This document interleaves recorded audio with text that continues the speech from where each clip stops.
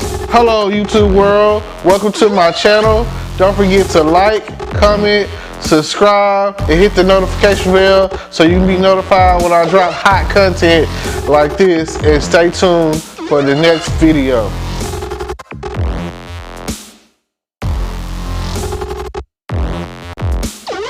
Hello podcast world, welcome to my channel. Today I'm here coming at you talking about the episode I just watched on FBI Most Wanted. It's another one of Dick Wolf's shows, and basically the episode was very intense, and that's why I wanted to talk about it. It was about a mall shooting, a very organized terroristic mall shooting. I think it was about 4 or 5 guys. They basically came in armored up with assault rifles, and they had all the exits to the mall set with like C4 explosives, and they were just going through, like, it didn't matter who you were or whatever. They were just going through and mowing you down. You know what I'm saying? They were going from store to store shooting everyone.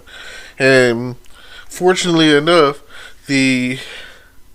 or maybe unfortunately enough, however you want to look at it, but fortunately enough, the head of the FBI Most Wanted Task Force was in the mall, him and his coworker and their family, and a mall security guy, or I don't even think he was a security guy. I just think he was a guy, a black guy with a gun, and the older guy and whatnot, and they took action. They did what they had to do to survive, and it was really intense. It was like, I can't really picture that happening ever, in a mall, anywhere, but things are happening to where stranger things are happening. You got churches that are out there getting blown up and shot up, and members, so I'm just, I was thinking about this the other day, and the thing I was thinking about, like, we all go shopping places, Walmart and Kroger's and Target and Sam's and so forth, and just imagine going in there one day. And I know that a couple of years ago they already had like a thing that happened in Walmart's parking lot, or something relative to that, where there was like a shooting at Walmart, and the world is becoming more and more a scary place, and I just, I pray for everyone's safety, and I pray that everything is okay, that everyone's family is okay, and that that we've all survived, and we're surviving the pandemic of 2020 to 2021, or 2019 or whatever is when it first came on the scene. So we're going in 2 years of dealing with COVID and the Delta variant, and now it's at the point where it's got to the point where it's the Omicron variant. It sounds like so unrealistic. It sounds like something that you would see in a movie, and something that you say to yourself, like, oh, that could never happen, or I can't really picture that happening. Now it's at the point where COVID is such a real deal that the mask will never go away. That will always be a thing. And there was a point in time where you could have went in the store with a mask on, and they were like, take your mask off, but that's not the case now. We're at the point where they want you to mask up. So it's just strange times that we're going through and what we're dealing with compared to how we grew up. There was a point in time where neighborhoods were safe, and kids were safe, and children were safe, or whatever, and people didn't even lock their doors. I know some people, some older families, whatever, who still, like, they live in the country, whatever, who still don't really lock their doors, who live, like, they leave their front door just wide open, and expect no expectation of any issues or whatever. But I mean, hey, they also believe in their Second Amendment right to bear arms. So they're they're it's crazy. So just think about that. And I know I'm here, I'm in Texas, and it's at the point where it's open season. Everyone has a gun. Like, they don't care anymore. They're like, hey, if you need to protect yourself, stand your ground. So you feel like you're in fear of your life or whatever. Guns, guns, guns. It is probably the most lenient gun state ever. I know in the South it definitely is. Everyone's got a rifle. Everyone's out hunting and shooting deer and if it calls for it, shooting people. Pow. Oh yeah, he stepped on my property, and you know what? I'm okay with that. Because the way things are going right now, I'm not really a gun person. I don't feel like I'm in fear of my life. I feel okay.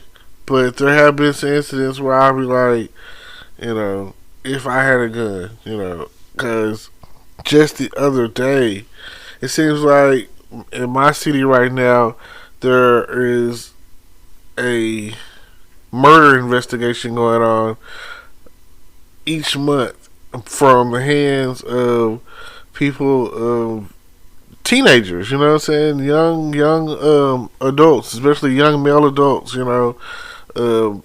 In the black community, really. I'd say this is what's going on in the culture right now, and it's like high school, maybe even down to middle school right now, into like your early 20s, and maybe even mid 20s. Everyone's gunning up. Everybody's shooting somebody down or trying to rob someone, or they feel like they've been disrespected on social media or in a rap video that they created or a TikTok, or back in the day it was like physical altercation. If someone stepped on your shoe, they would fight, and that's a little bit more understandable than sticks and stones. You know what I'm saying? Like, nowadays, I understand the concept back in the day where, if you talked about somebody's mama, you know what I'm saying, that was your ass. So nowadays, it's like, it's gotten worse. It's just elevated to the next level of stupidity. So, I don't know what we're going to do to, balance the equation when it comes to violence and shooting and gun violence and the NRA and all of that. I don't know. I don't own a gun, but I have friends that do, and I feel like every now and again, like however you choose to protect your family and protect your household, I understand. Because you never know. And even if you do have a gun, it doesn't mean that you have to use it or you're going to get to use it. Sometimes you're wit. You got to be quick on your feet. You got to be smart. And in situations or whatever. And I've been watching this on TikTok where the officer talks about how someone has a gun to your head scenarios and a gun to you and how you,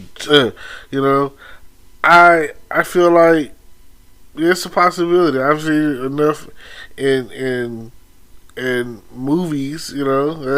I've seen it a little bit on television. I've heard of people who like, oh, I survived because I took action, and I can honestly say that if the gun ain't facing you or pointing to the point where it's gonna kill you or whatever, maybe you should take action. You know what I'm saying? I don't know what you're capable of, and neither do you until you take action. And that's all I'm saying. Don't be a victim, is what they were saying in the show. Don't let them just, don't make it easy for them. That's all I can say. If something is going on to where someone's broken in your home, or somebody's coming at you, even if you end up having to fight someone, don't make it easy for them. Don't just throw the fight. Don't just give in.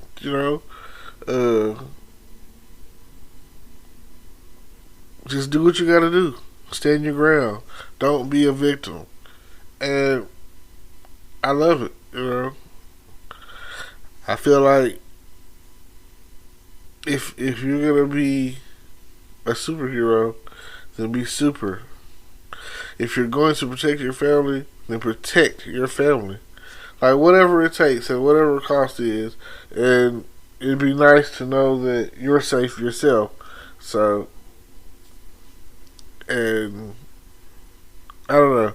I don't know if you've ever watched the show FBI or FBI Most Wanted or FBI International or whatever. They all Dick Wolf shows. They all, he also writes Chicago Med, Chicago Fire, Chicago PD.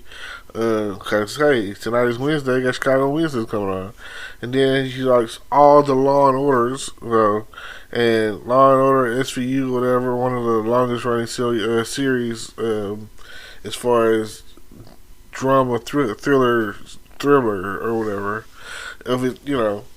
So I watched all of that. Pretty much everything that Dick Woods puts out, I watch it.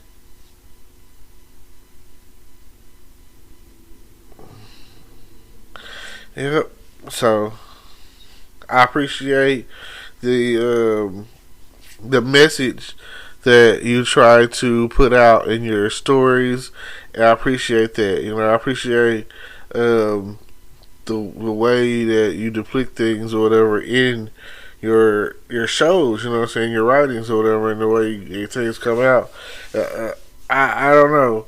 I watch them and I feel like if if the situation where if I were in that situation, what would I do? How would I handle it?